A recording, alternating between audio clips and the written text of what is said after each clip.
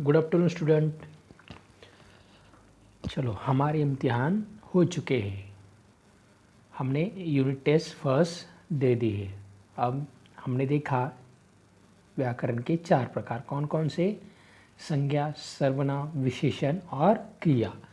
आज हम व्याकरण का 5वां प्रकार जिसका नाम है वचन देखने वाले हैं। देखते हैं वचन की तरफ जाते हैं। वचन जिस संज्ञा शब्द से किसी वस्तु या प्राणी के एक या अनेक होने का बोध हो उसे वचन कहते हैं। वचन के भेद 2 प्रकार के होते हैं। एक वचन, भेद कितने हैं? 2 वचन, एक वचन और बहुवचन। संज्ञा या सर्वनाम के जिस रूप से किसी व्यक्ति या वस्तु के एक होने का बोध होता है उसे एक वचन कहते हैं। जैसे कपड़ा, स्त्री, बकरी, पुस्तक, कीड़ा, पत्ता, पंखा, उसे कहते हैं एक वचन, मतलब किसी एक चीज़ के बारे में। बहुवचन क्या है? संज्ञा या सर्वनाम के जिस रूप से किसी व्यक्ति या वस्तु के एक से अधिक होने का बोध होता है उसे बहुवचन कहते हैं। जैसे लड़के, घोड़े, साड़ियाँ, नदियाँ, सड़कें आदि। देखो हमने वचन के 2 भेद पढ़े और देख भी रहे। पहला कौन सा देखा? देखो आगे वचन के कुछ नियम हैं।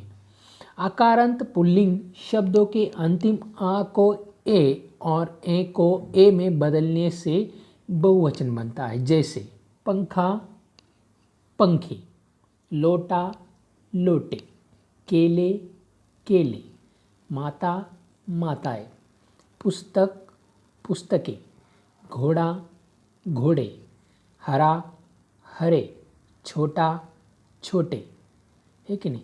ये सब आप अपनी नोटबुक में लिख लो। मतलब क्या होता है? कोई किसी एक चीज़ के बारे में अगर हमें बताना है तो उसे एक वचन कहते हैं, और ज़्यादा से ज़्यादा चीज़ों के बारे में बात करनी हो तो वो उसे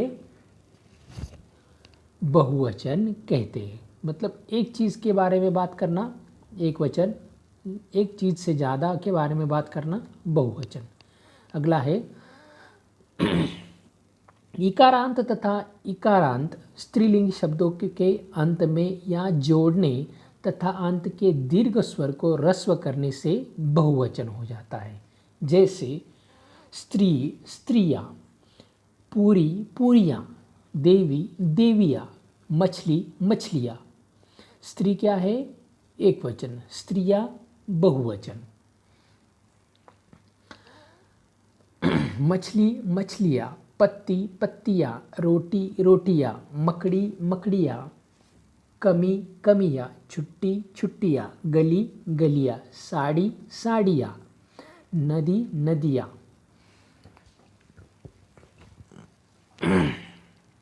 नारी, नारियाँ, रानी, रानियाँ, रीति, रीतियाँ, कुर्सी, कुर्सियाँ, टोपी, टोपियाँ, लिपि, लिपियाँ, है कि नहीं? मतलब अगर कोई, देखो आगे है उकारांत तथा उकारांत शब्दों के अंत में भी ए जोड़ने तथा शब्द के अंत के दीर्घ स्वर ऊ को ऊ करने से। जैसे वस्तु क्या है? एक, वस्तुएं अनेक, मतलब बहुवचन। बहु, बहुए, धेनु, धेनुए। आगे है चौथा उकारांत, उकारांत तथा ओकारांत शब्दों के अंत में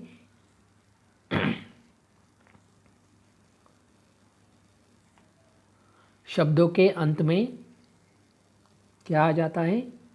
ए जोड़कर भी बनाया जाता है, बहुवचन बनाए जाते हैं। वस्तु, वस्तुएं, वधु, वधुए, धेनु, धेनुए, गौ, गौवे, बहु, बहुए, ऋतु, ऋतुए। अगला है 5 शब्दांत वचन परिवर्तन के समय या हो जाता है। जैसे गुड़िया, गुड़िया, चूहिया, चूहिया, बछिया बछिया, आधा चंद्रबिंदु जिसके ऊपर लग जाता है वो बहुवचन, और जिसके ऊपर आधा चंद्रबिंदु नहीं है वो एक वचन। अगला है, हिंदी भाषा में बहुत से बहुवचन एक वचन के अंत में गण, रुंद, जन, वर्ग, दल, लोग आदि शब्द लगाकर भी बनाए जाते हैं। जैसे कवि, कविगण। एक क्या होता है? कवि। अगला होता है कवि एक अगर हो तो कवि, और एक से ज़्यादा हो तो कविगण। विद्यार्थी, विद्यार्थीगण। पक्षी, पक्षीवृंद। प्रिय, प्रियजन। नर्तक, नर्तक दल। हम लोग। कर्मचारी, कर्मचारीगण। मुनि, मुनिगण। पाठक, पाठकगण। खग, खगवृंद। मंत्री, मंत्रीगण। अमीर, अमीर लोग। आप लोग। शिक्षक, है कि नहीं? आदर प्रकट करने के लिए एक वचन संज्ञा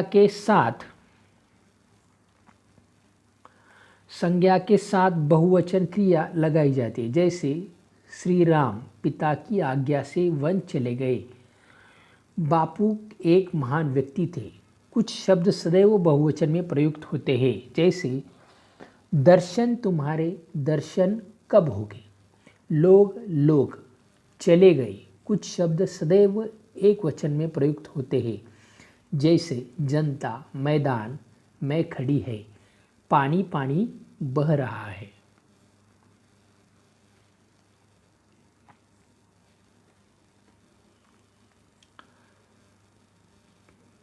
तो इस प्रकार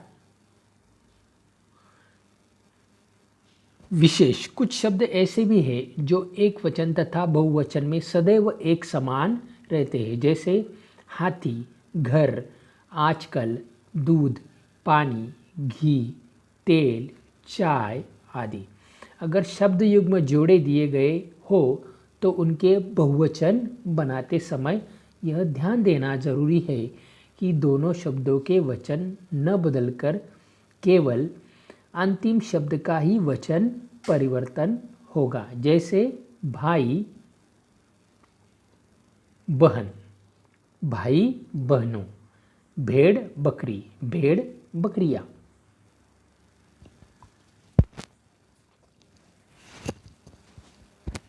इसी प्रकार अकारांत, तत्सम, अकारांत,